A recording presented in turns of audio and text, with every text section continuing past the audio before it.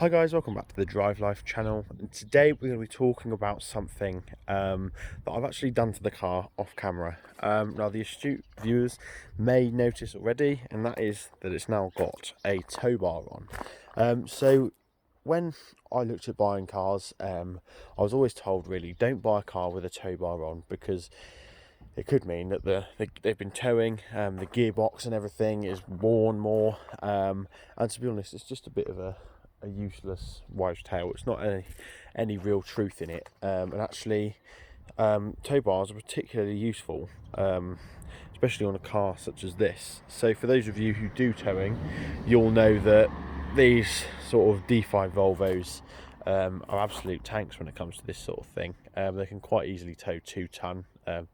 That's their maximum, but that's literally just because they don't often weigh more than 2 tons themselves. And one of the golden rules with towing caravans and stuff like that, and trailers for a car at least, is you should never tow anything that weighs more than the vehicle. I know in America you get people who do hot shotting, and they'll be driving like a Ford F350, and they'll be towing 26,000 pounds or something ridiculous, but for this car 2 ton is sort of enough. So I wanted to sort of explore that sort of capability. I know there's a bit of work in sort of towing and trailer work, so that's something I wanted to have an option to be able to do. But one of the main reasons is for sort of being able to put a bike rack on it and stuff like that, because we've got a nice 2-lay bike rack. I'm going to make a video on that separately, which has got all electrics and everything on it. It sits on the tow bar, fit 4 bikes on it. It's just a nice bit of kit, which obviously I couldn't use unless I had the tow bar installed. So I did look at doing it myself, and it worked out about £230 for the kit, electrics, everything like that. And it would have been quite a difficult task to do it, because actually if you look, there's a Tow Trust tow bar, sort of a decent brand, but if you look underneath the car, you actually have to do quite a bit of cutting and removing and that sort of thing. And to be honest,